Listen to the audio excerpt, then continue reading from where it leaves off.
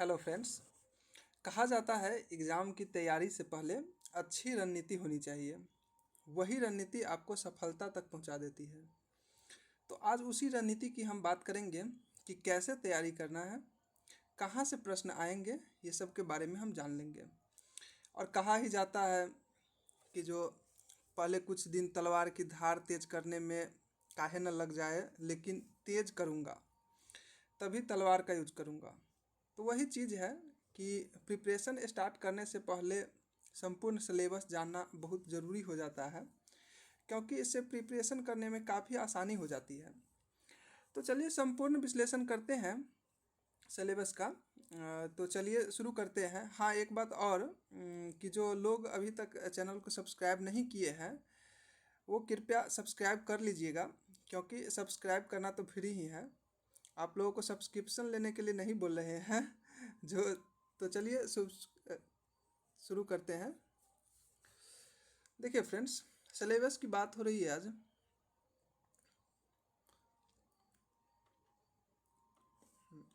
तो देख लीजिए यहाँ पे आज जो हम सिलेबस की बात करेंगे जिस एग्ज़ाम की, तो वह है बिहार जीविका में किस किस पोस्ट के सिलेबस की बात होगी। तो वो होगी आपकी BPM, LHS, livelihood specialist, accountant, AC area coordinator और कम्युनिटी कोऑर्डिनेटर। ये 5 जो पोस्ट है, 1, 2, 3, 4, 5। आज आज जो हम इस वीडियो में बताएंगे सिर्फ इसी का सिलेबस बताएंगे। इसमें हम छोड़ेंगे 2 पोस्ट के लिए, जो है ब्लॉक आईटी एग्जीक्यूटिव और एक है ऑफिस असिस्टेंट। वो दोनों का सिलेबस इससे अलग है, इसीलिए मैं यहाँ पे डिस्कस नहीं कर पाऊँगा, क्योंकि ये वीडियो भी लंबा हो जाएगा। क्योंकि आप लोग जानते ही होंगे कि मेरा जो वीडियो होता है वो लंबा होता है, क्योंकि मैं शुरू से लेकर अंत तक पूर्ण रूप से यानी कि संपूर्ण जो है विश्लेषण करके बताता हूँ, कोई भी चीज़ छोड़ता नहीं हूँ। तो चलिए वीडियो को स्टार्ट करते हैं। तो आप लोग याद रखिएगा, ये सिर्फ उन्हीं लोगों का सिलेबस है एग्ज़ाम के लिए, BPM, livelihood specialist, accountant, area coordinator और कम्युनिटी कोऑर्डिनेटर के लिए। देखिए, अगर सही से इस वीडियो को देख लिया जाए तो एक भी क्वेश्चन बाहर नहीं जाने वाला है, क्योंकि सिलेबस यही है। हम यहाँ नोट में लिख दिए हैं पहले ही। देखिए यहाँ पे हम आप लोगों को थोड़ा बता दे रहे हैं। देखिए, बीपीएम, एलएचएस, अकाउंटेंट, एसी और सीसी, ये सिर्फ 5 पोस्ट के ही सिलेबस है। तो पहले सिलेबस के बारे में कुछ जान लीजिए। पहले सीबीटी टेस्ट होगा, कंप्यूटर बेस्ड टेस्ट होगा, कंप्यूटर पे बैठ के आपको देना है। 70 क्वेश्चन इसमें पूछे जाएंगे। 70 नंबर के होंगे, अर्थात एक question 1 number, 70 question 70 number. Clear? ये मैं 5 पोस्ट के लिए ही बता रहा हूँ, बीपीएम, एलएचएस, अकाउंटेंट, एसी और सीसी। आप नोट कर लीजिए, कुछ मैं इम्पोर्टेंट चीज़ बता रहा हूँ। देखिए, इसमें जो आपको टाइमिंग दिया जाएगा, टाइमिंग ये आप नोट कर लीजिए। एग्ज़ाम का जो टाइमिंग रहेगा वो आपको 80 मिनट में क्वेश्चन को सॉल्व करना रहेगा। 80 मिनट, 70 क्वेश्चन 70 नंबर, टाइम मिलेगा आपको 80 मिनट। 80 मिनट में आपको सॉल्व करना है। ठीक है, इतना चीज़ आपको यहाँ पे जानकारी होनी चाहिए। और देख लीजिए, और जो दो दो पोस्ट निकले हुआ है, जो कि है office assistant and block IT executive, इसमें भी सीबीटी एग्ज़ाम होगा, कंप्यूटर बेस्ड टेस्ट। इसमें 60 क्वेश्चन पूछे जाएंगे, ऑब्जेक्टिव वो भी, जो कि 60 नंबर के होंगे। इसमें भी एक क्वेश्चन 1 नंबर के होंगे, और इसमें 10 नंबर का टाइपिंग टेस्ट लिया जाएगा। 10 नंबर का टाइपिंग टेस्ट लिया जाएगा, अर्थात इसमें भी टोटल 70 नंबर के ही एग्ज़ाम होंगे। टोटल 70 नंबर के इसमें भी एग्ज़ाम होने वाला है।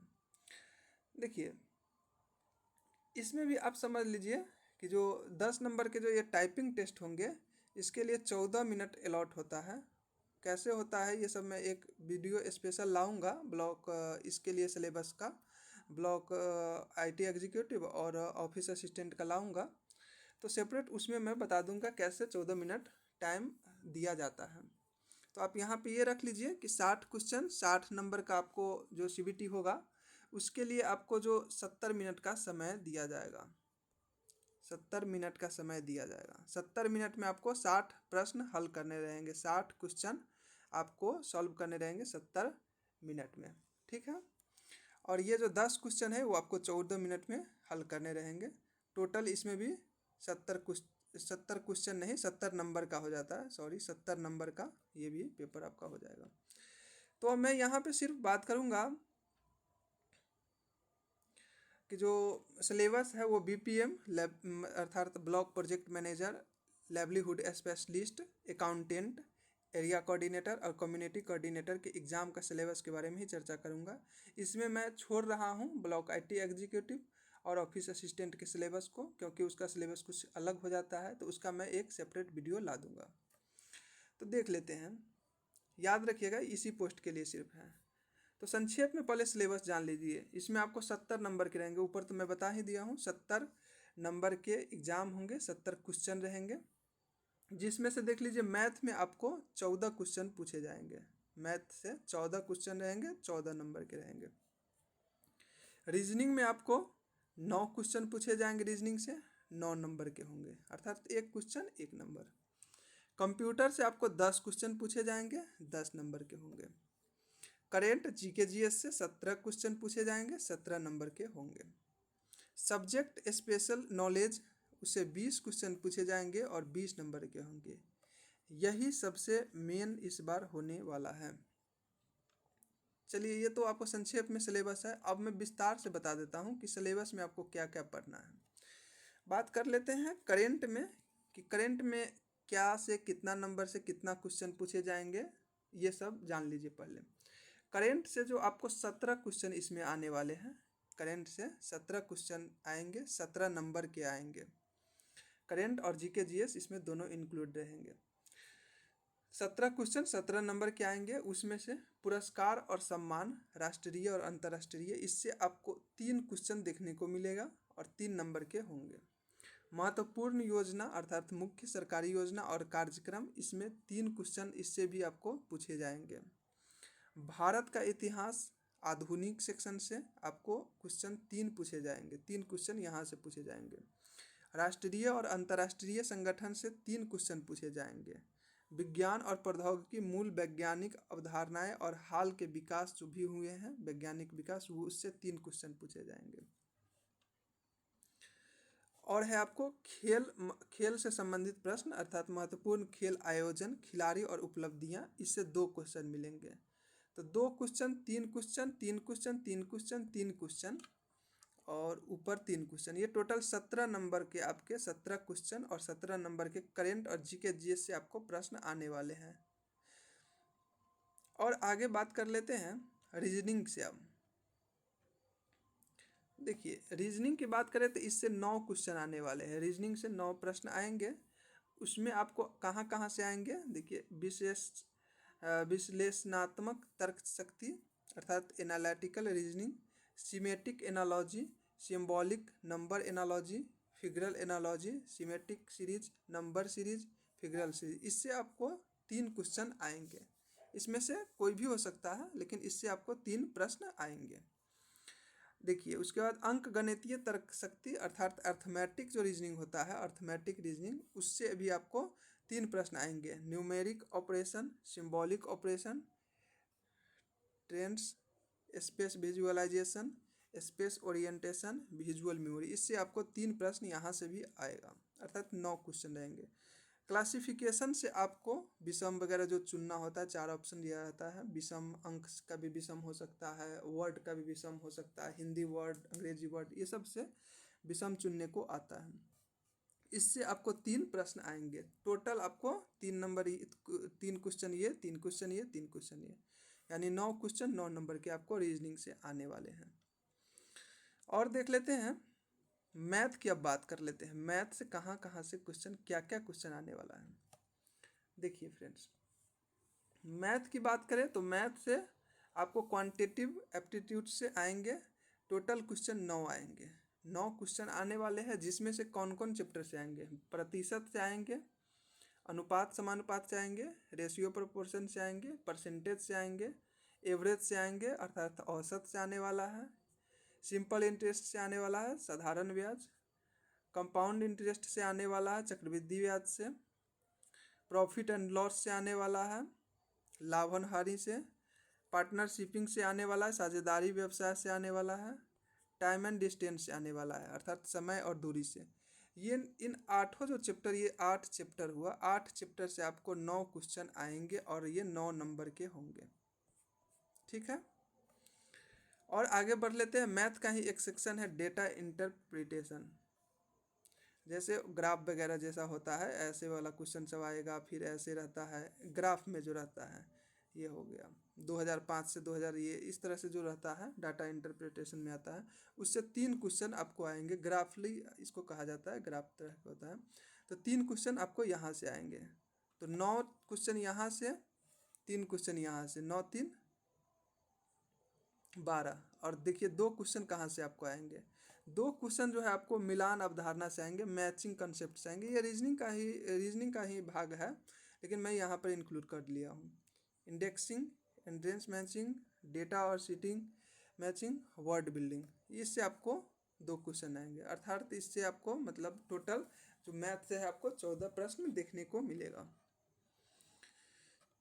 अब बात कर लेते हैं विज्ञान विषय ज्ञान की, अर्थात तो जो सब्जेक्ट नॉलेज की बात जो हुई है, उस सब्जेक्ट नॉलेज से 20 प्रश्न रहेंगे। बहुत अहम रहेगा ये, क्योंकि 20 क्वेश्चन रहेंगे, 20 नंबर के रहेंगे, होने वाले हैं, तो अहम तो रहेगा ही। तो नोट देखिए, जिस पोस्ट के लिए अप्लाई किए हैं उससे संबंधित प्रश्न। जैसे अगर एसी के लिए किए हैं तो एसी से संबंधित प्रश्न वगैरह पूछे जाएंगे। मैं तो आपको यही कहूँगा कि पहले अभी तक आपने अगर वर्क प्रोफाइल का मेरा वीडियो जो एसी पर बना हुआ है, सेपरेट सभी पर लाया हूँ, एसी के लिए वीडियो लाया हूँ, सीसी के लिए वीडियो लाया हूँ, लाइवलीहुड स्पेशलिस्ट के लिए लाया हूँ, बीपीएम के लिए लाया हूँ, अर्थात सभी पोस्ट के लिए मेरा अलग अलग से सेपरेट वीडियो मैं बना के डाल दिया हूँ। तो आप वहाँ से पहले जाकर देख लीजिए, समझ लीजिए कि क्या वर्क होता है, कैसे वर्क होता है, कहाँ वर्क करना होता है, विलेज में क्या होता है, कैसे होता है, ये सब वहाँ से आपको एक आइडिया लग जाएगा और मालूम चल जाएगा कि हाँ इसके इर्द गिर्द जो भी प्रश्न आएंगे बनेंगे वो इसी से रिलेटेड होंगे, क्योंकि वर्क प्रोफाइल जो होगा उससे आपको बहुत सहूलियत मिलेगा। तो आप पहले वहाँ से जाकर देख लीजिए। जैसे सीसी की बात कर लेते हैं, कम्युनिटी कोऑर्डिनेटर, सामुदायिक समन्वय का हिंदी में हुआ, तो विलेज के बारे में एकदम कहा जाए तो धरातल से जुड़ा हुआ काम सीसी का होता है। तो वहाँ से आपको प्रश्न आएगा वीओ क्या होता है, ये भी पूछ सकता है। बहुत तरह के होता है, वीआरपी का काम क्या है, इस तरह से जो भी हो सके बहुत सारे क्वेश्चन है जो मैं एक बता दूंगा कि क्या क्या क्वेश्चन किस तरह से आते हैं। वो सब लंबा यहाँ पे वीडियो हो जाएगा, तो वो ही हो जाता है। पहले आप देख लीजिए वो वीडियो वर्क प्रोफाइल वाला, देखिए work and responsibility based question ही होंगे।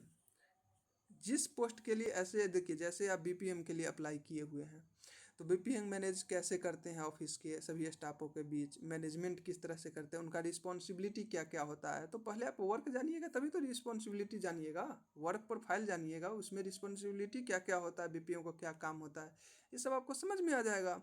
और उसी से ये प्रश्न पूछा जाएगा यहाँ सब्जेक्ट नॉलेज से। तो work and responsibility based question होने के कारण आप लोग मेरा वो वीडियो जाकर देख लीजिएगा। अगर आप सभी पोस्ट के लिए अप्लाई किए हैं तो आप जाके वहाँ से देख लीजिए, या जो पोस्ट के लिए आप अप्लाई किए हैं पर्सनली वो तो जाकर आप देख ही लीजिएगा। और देखिए इसमें कहाँ से प्रश्न आते हैं, कैसा कैसा प्रश्न आने की संभावना पड़ेंगे, इस पर मैं एक वीडियो ला दूंगा, जल्द ही लाऊंगा और बताऊंगा। और एक्सपेक्टेड क्वेश्चन रहेगा जिसमें से ज़्यादातर संभावना रहेंगी वहीं से आपको मिल जाने का। सेल्फ हेल्प ग्रुप का काम क्या है, कैसे चलता है, इस उसका फुल फॉर्म क्या हुआ, वीओ का फुल फॉर्म क्या हुआ, कैसे वर्क होता है वहाँ, ये सब चीज़ होता है। सीसी का दायित्व तो क्या होता है, अगर इस तरह कुछ मैटर होता है तो इसको निपटारा कौन करेगा, कौन स्तर से क्या काम कर सकता है, ये सब चीज़ें जो है मैं वीडियो में भी उसमें बताया हूँ वर्क प्रोफाइल में। तो वही चीज़ सब आपसे उसी ऐसे ही करके क्वेश्चन पूछा जाएगा आपको सब्जेक्ट नॉलेज का। अब एक और जो सब्जेक्ट रह गया हुआ है, और यहाँ से 20 क्वेश्चन रहेंगे, बहुत अहमियत रहेगा। देखिए और जो क्वेश्चन आपको आएंगे वो आएंगे कंप्यूटर सेक्शन से। तो कंप्यूटर से कंप्यूटर प्रवीणता परीक्षा अर्थात कंप्यूटर प्रोफिशिएंसी टेस्ट जो होता है उससे आपको 10 प्रश्न आएंगे।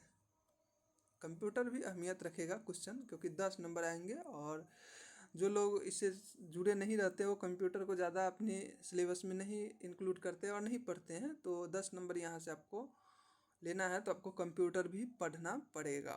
और कंप्यूटर पढ़ना पड़ेगा, अच्छे से पढ़ना पड़ेगा। ऐसा नहीं है कि जो ऊपर ऊपर से पढ़ लिया, अच्छे से पढ़ना पड़ेगा कंप्यूटर के। तो यही रहा आज का सिलेबस। तो फ्रेंड्स देख लीजिए, अगर आप चैनल को सब्सक्राइब नहीं किया है तो प्लीज़ सब्सक्राइब कर लीजिएगा। वीडियो जो बनाते हैं इससे मोटिवेट होते हैं कि जो आप लोग को अच्छा लगता है, आप लोग लाइक वगैरह भी करते हैं, सब्सक्राइब करते हैं तो अच्छा लगता है। तो और आपका भी थोड़ा हेल्प हो जाता है मेरे द्वारा जो भी हो पाता है। तो फ्रेंड्स वीडियो को ज़रूर लाइक कीजिएगा और मिलते हैं फिर नेक्स्ट वीडियो में। और जो इम्पोर्टेंट वीडियो बनाने की ज़रूरत होगी या आप लोगों को ज़रूरत हो वो आप कमेंट कर दीजिएगा।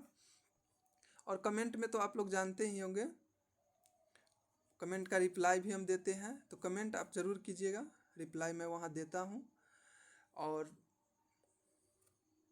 जो भी टॉपिक पे आपको वीडियो चाहिए, जो भी चीज़ समझना हो आप कमेंट कर दीजिएगा, मैं उस पर वीडियो लाने की कोशिश करूँगा और संभवतः लाऊंगा ही। तो चलिए वीडियो को यहीं एंड करते हैं, मिलते हैं नेक्स्ट वीडियो में।